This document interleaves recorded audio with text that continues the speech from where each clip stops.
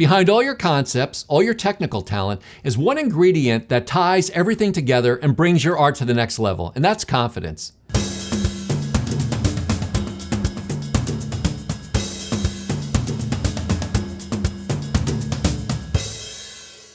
Howdy everyone, I'm John Kenific, and welcome to my channel where we focus on the creative mindset for all visual artists. You may have been born confident, and if you are, I'm sure you're not watching this video, but still I applaud you. I, however, was not. My shy INFJ temperament never lent itself to the swagger that I thought most others had.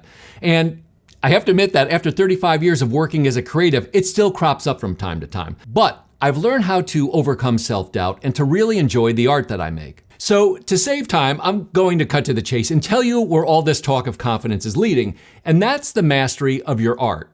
But that's just where we begin. I want to talk about confidence and mastery in a very holistic way.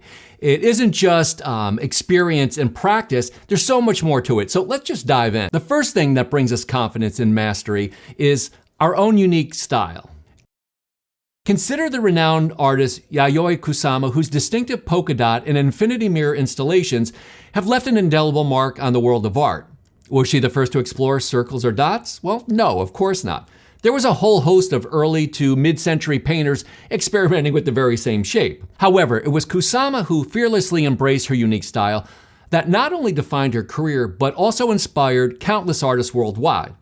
The subject, in this case, the circle, is almost inconsequential. It's how we interpret these things that say everything about our style. And to that point, Kusama confidently owned her style until the world began to wonder if she did in fact create the circle. The second is learning continuously. Art's most famous polymath, Leonardo da Vinci, never ceased his quest for knowledge. From anatomy to engineering, his curiosity and commitment to lifelong learning not only fueled his artistic brilliance, but also set an enduring example for artists today. And for me, this is one that at times can be tricky.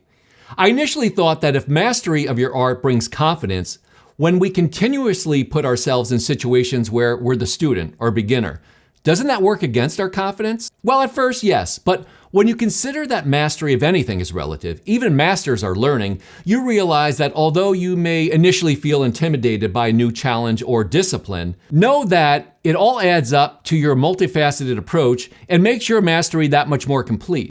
The third is to overcome the fear of failure.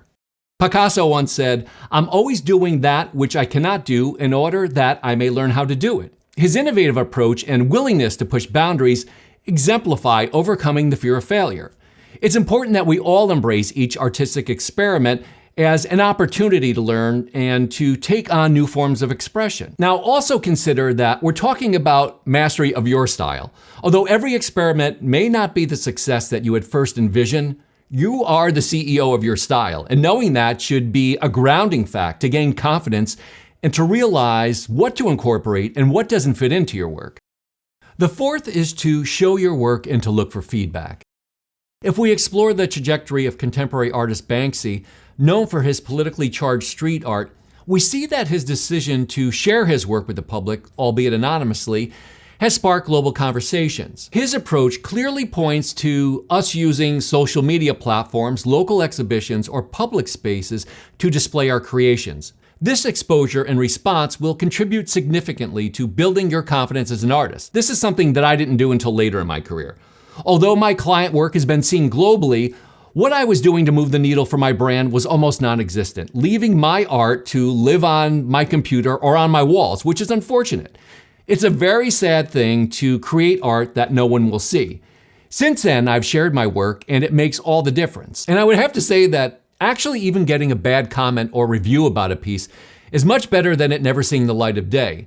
Once we consider constructive criticism, it becomes a key part of our confidence. Frida Kahlo's surrealist self-portraits reflect both her pain and her resilience. She actively sought feedback from fellow artists and critics, using their insights to refine her work.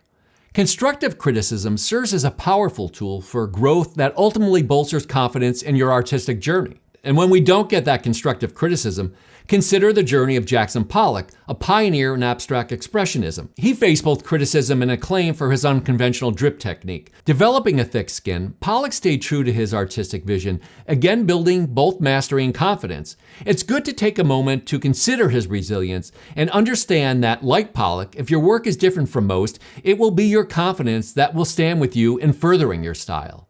Our fifth approach is to share your expertise. Sharing your expertise is powerful for both the giver and the receiver of information. Along with showing more of my art, my teaching and mentoring not only solidified my understanding of craft, but also reinforced my identity as someone constantly redefining mastery. By continuously showing others, I created new questions to ask myself. And don't be surprised if you learn something from your students. Although they come to you for guidance, their untrained, naive approach can sometimes show brilliance in asking why something can't be done from a very pure sense of not knowing. And witnessing the impact your expertise has on others becomes a powerful confidence booster. So now we wrap this all up with mastery equals confidence. As Michelangelo once noted, the perception of his mastery might diminish if people knew the extent of his hard work. Consistency is the key to building expertise and confidence. Devote focused hours to your craft, experimenting with techniques, and persevering through challenges. Also remember to acknowledge and celebrate each milestone, regardless of its size. Recognize your progress and take pride in your accomplishments. These celebrations serve as powerful affirmations of your growing expertise. This, for me, was non-existent in the past, and I'm guessing it might be for a lot of you too.